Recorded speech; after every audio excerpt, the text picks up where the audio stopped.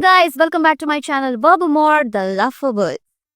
आज का episode special है और वो स्पेशल इसीलिए है क्योंकि आज मैं आपको बताना चाहती हूँ कि कैसे आप इंग्लिश के छोटे छोटे वर्ड्स को यूज करके भी बड़ी बड़ी बातें कर सकते हैं। कई लोगों को लगता है, इनफैक्ट मुझे ये नहीं लगता था, that to make an impact, to grab everyone's attention, to make a powerful speech, मुझे बहुत भारी फैंसी इंग्लिश वर्ड्स यूज करने की जरूरत है। पर एक्चुअली ऐसा है नहीं। छोटे वर्ड्स को यूज करके भी थोड़ा सा दिमाग लगा के हम बड़ी बातें कर सकते हैं और आज हम लोग यही तो सीखने वाले हैं। आज के एपिसोड में हम लोग सीखेंगे the meaning of nary very very. आप देख सकते हो बहुत सिंपल वर्ड्स है, but in the end of the video मैं आपको बताऊंगी कि आप अपने मन की बात, अपने दिल की बात, बेसिकली बड़ी बात छोटे वर्ड्स को यूज करके कैसे करते हैं। अगर आप वो सीखना चाहते हैं तो please watch this video right till the end. I'll see you then. Okay, let's get started with nari. Nari का यूजेज पहले काफी होता था, अब बहुत कम होता है। पहले उसे प्लेज में, ड्रामाज में यूज किया जाता था किसी सिचुएशन में जहां उनको एम्फसाइज करना। तो ड्रामेटिकली अगर आप किसी चीज को बोलना चाहते हो तो काफी यूज हो सकता है। सिंस वो आजकल यूज नहीं होता, इसलिए ये तो हमारे लिए बहुत ही काम की चीज है, तो कि इसी को यूज करके हम लोग थोड़ा सा यूनिक साउंड करेंगे। नारी का मतलब होता है नो वन और नन एट ऑल, कोई भी नहीं, कुछ भी नहीं। अब हम लोग हिंदी में ये दो फ्रेजेस कब यूज करते हैं?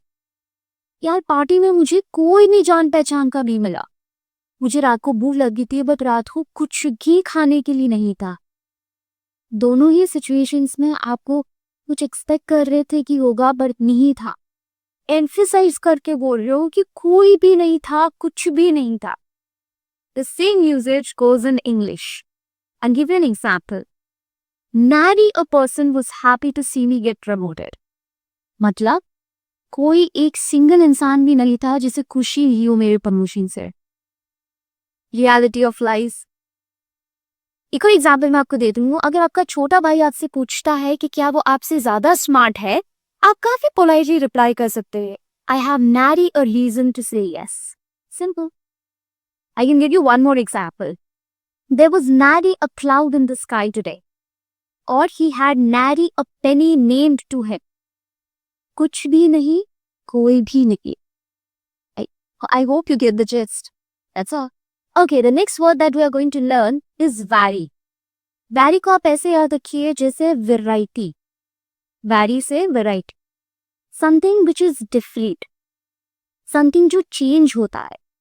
इसको अगर हम लोग हिंदी में समझे तो वैरी का मतलब होगा अलग होना या बदल जाना। कि एग्जाम्पल से समझाती हूँ।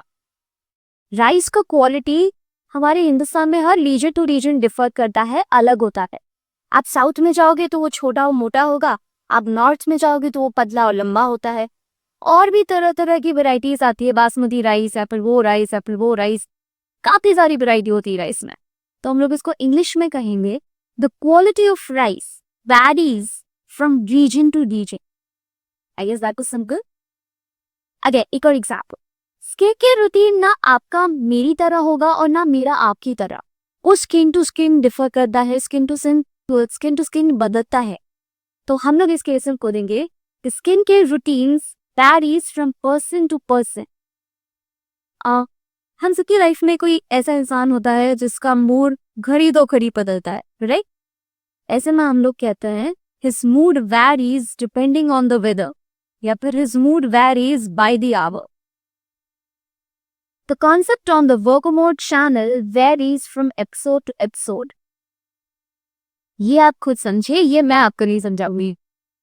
The last and the third word for the video is vary. इस vary का वर्ड पे फोकस कीजिए। किसी भी जगह में कोई सोचो उसका नॉर्मल बिहेवियर क्या होगा।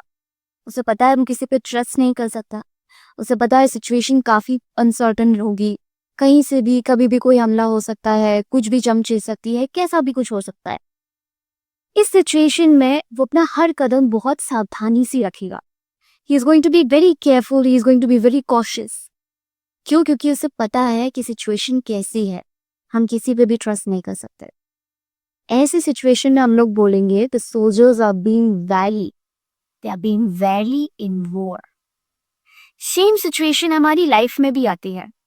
कई बार ऐसा होता है कि हम लोगों को कुछ इन्फॉर्मेशन शेयर करने को कहा जाता है and we are not comfortable because we don't trust the guide, we don't trust the website. ऐसे सिचुएशंस में हम लोग थोड़ा सा कॉशन रखते हैं, थोड़ा सा केयरफुली प्लान करते हैं कि आगे क्या करना है। That means we are being very. अब मैं आपको एग्जाम्पल देती हूँ। हमेशा कहा जाता है कि स्ट्रेंजर्स से ऐसे ही हेल्प नहीं लेना चाहिए, थोड़ा सावधानी बरतनी चाहिए। हम लोग इसको बोलेंगे one should be very of taking help from strangers, correct? On similar notes, मैं बोल सकती हूँ that I'm wary of sharing personal data online. या फिर मैं बोल सकती हूँ the investors are being wary of investing in startup. क्योंकि उन्हें एक आइडिया में इन्वेस्ट करना है, मे बी उस आइडिया को ट्रस्ट नहीं करते, they are not certain if they should invest. So they are being very cautious or they are being very careful. And that is what is the meaning of wary. I hope आपको इन तीनों words का meaning काफी अच्छे से समझ आया हो। ना भी आया हो तो बेझिझक कमेंट में लिखिए। I would really love to make your understanding more clear about these 3 words. And I hope you had fun in this video. But before we end, as I promised in the starting, छोटे छोटे words को use करके आप बड़ी बातें कैसे कर सकते हो वो मैं आपको बताऊंगी। And here it is.